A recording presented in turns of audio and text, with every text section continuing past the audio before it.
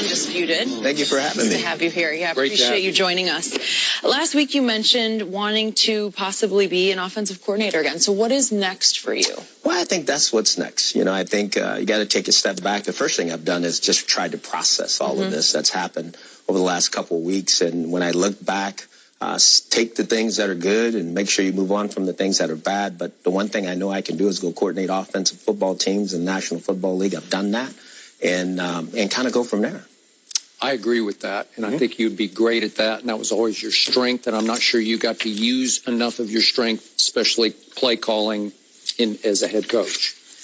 So let's start from the start. Let's go back 2 seasons ago to set the stage for what began to unfold, the Myles Garrett draft.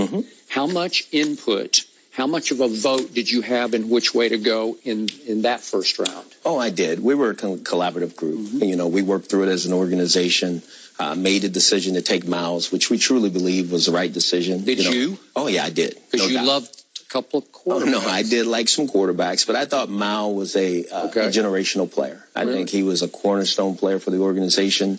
At the time, there was a need at both positions. But when you looked at the draft and the players, I thought Myles was the best player. Between Deshaun and Mahomes, which way would you have leaned? I like them both. All right. I thought both of them were outstanding players. Obviously, Patrick's having an outstanding season this year, and so is Deshaun. They're both playing really well for their football teams. They both have some skill sets that translate into the National Football League. Patrick can really throw it. Deshaun can throw it, and he uses his legs extremely well. So I think both of those guys are obviously proving out that they are worthy of the draft status that they had. Okay, so in hindsight, I was bullish, as Shannon knows, on Deshaun. I thought Cleveland should have taken Deshaun and would forever regret not taking him. Do you look back and regret that at all? Would that have changed your life? I don't. To look back, hindsight's always 20/20. But when you're in it, you don't get a chance to look back. I think obviously getting the offense to a situation where it was playing better, being an offensive head coach was important. But my whole vision was about the division. How do we win the division?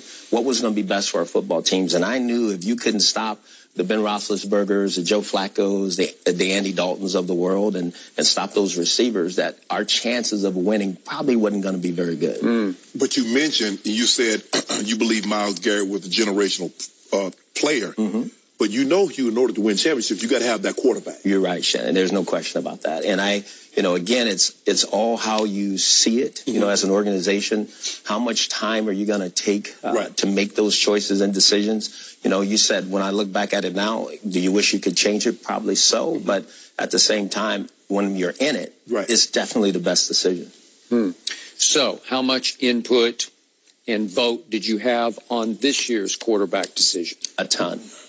Baker Mayfield is the right guy in the right time for the Cleveland Browns. So how close were you on Sam Darnold? Was it a hard choice? Oh, no doubt it was. I mean, both of those guys are going to be outstanding players. But when I evaluated Baker, when I saw his internal strength, his ability to get people to play above and beyond the way they play, and just his internal belief on that he has this will to win, and you combine that with his accuracy and arm talent and his performances in big games, and you knew that this guy had it. And John Dorsey was there with you on that? No doubt. And was Jimmy Haslam with you on that? Because he attended the pro day that Sam put on here at Yeah, he did. We were all, we went around. I thought that was one thing we did a great job of. We went around to go see all those guys personally and spend time with them and watch them work out and watch them Was grow. Mr. Haslam leaning Darnold at that point? That's what was reported. No, I don't. Again, I can't.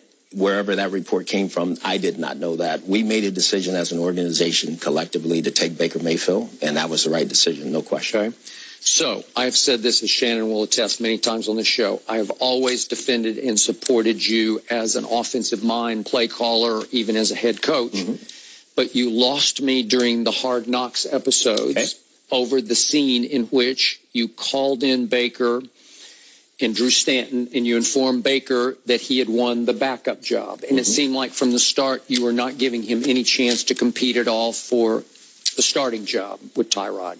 So can you background me on that? Can you explain how that all unfolded and why Baker didn't even get a chance from the start? Absolutely. We made a commitment to Tyrod Taylor when we brought him in that he was going to be the starter. And I thought we needed to get him up and running in the offense. We had a new offensive coordinator, new system. And when you make that commitment in front of your football team and everybody else, you have to support that. If Baker Mayfield was going to become the starting quarterback, it was going to show itself out, over time. It wasn't about if he was with the first unit, the second unit, the third unit. The talent was going to show itself in time. And so I wasn't concerned about that. We had a football team, as you mentioned, that was coming off an 0-16 season.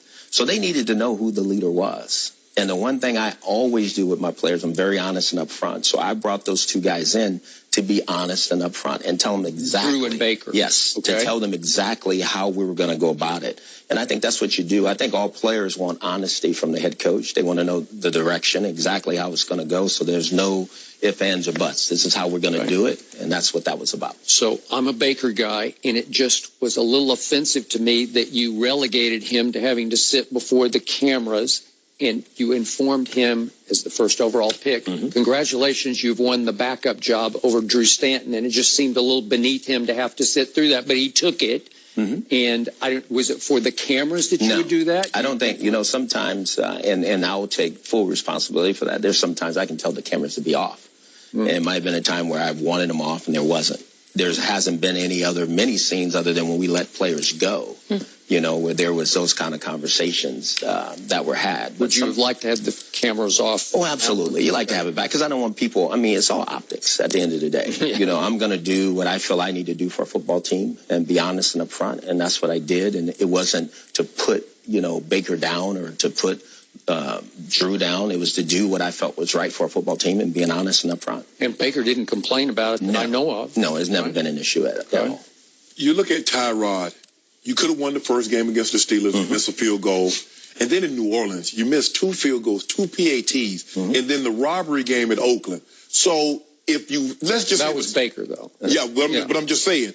But if you, at the first 2 games, let's just say you win both of those games. Are you sitting here today? No question. I'm sitting here today because I didn't win enough football games. At the end of the day, that's what it is. And I have to respect the decision that the organization made. But you said it. We had games, and the one thing I regret is I wasn't able to get our team to finish those games. Right.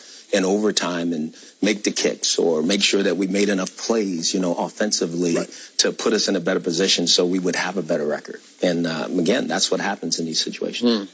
So Hard Knocks has become a powerful vehicle, and it can be beneficial for a team or it can start to tear it apart from inside out. Right. How threatened were you by the fact that you had 2 coordinators who have big personalities, and they were both former head coaches, and the cameras started to love both of them, maybe to a fault? Not at all. I hired both of those guys. You did? I hired Todd and I hired Greg. And I don't think I never have been caught up in what people think or say. And again, like I said, that's the optics. I'm not a person that's weak or insecure by any stretch of the imaginations. If I was, I never would have put those guys on my staff to begin with. So I know who they are.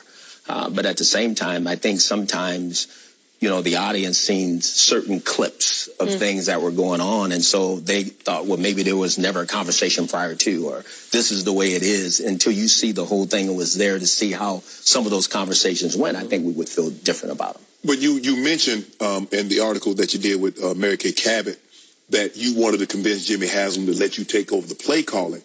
But that's what you do, Hugh. If you look at some of the great offensive minds that are head coaches, the Sean McVay, the Kyle Shanahan's, Andy Reid's, they're head coaches, but they also call plays. Right. If you're so good at that, why would you relinquish that role? Well, I think when you look back, when you're 1-15 on 16, again, I came to Cleveland as one of the offensive play callers of the year. Right. And I think that was hard. I wasn't able to get the offense up and going the way I wanted to. It doesn't matter why.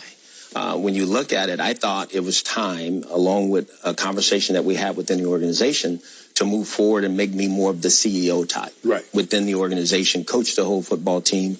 I signed off on it. I hired a coordinator, and then I needed to allow him to do his job. Right. I gave him total autonomy of the offense, and I watched. And I got to a point, just like you're saying, where I thought there were things that wasn't being corrected that I needed to fix in order to get this train rolling in the right direction. And that's where I was headed. And again, and in hindsight, that's something, as you just mentioned, you don't want to do. I'd rather bet on myself in the future than bet on somebody else. So, go ahead. Good. But to follow that up, you mentioned you were 1-15, you're 0-16. Yes. You didn't have the quarterback or the skill position around him. So now you get that, and when you get this, now you give it up. You're right. You finally get the ingredients to make the dish the way you want it, and now you're going to turn that cooking over to someone else. No doubt, and that's why I said, I mean, I can't fault anybody for that but myself. You know, I made that choice and decision. And again, I like the personalities that I brought into the organization. I thought if we were going to change the narrative, we needed people who had been successful offensively and defensively. Again, people got tired of seeing what we were trying to make on offense. Right. And I figured we needed a new strategy. I chose that, and I lost. At the end of the day, you know, that's what it is. I didn't get it done. So you began to have some issues with Todd Haley, but I'm going to hold that question for a moment so that we can take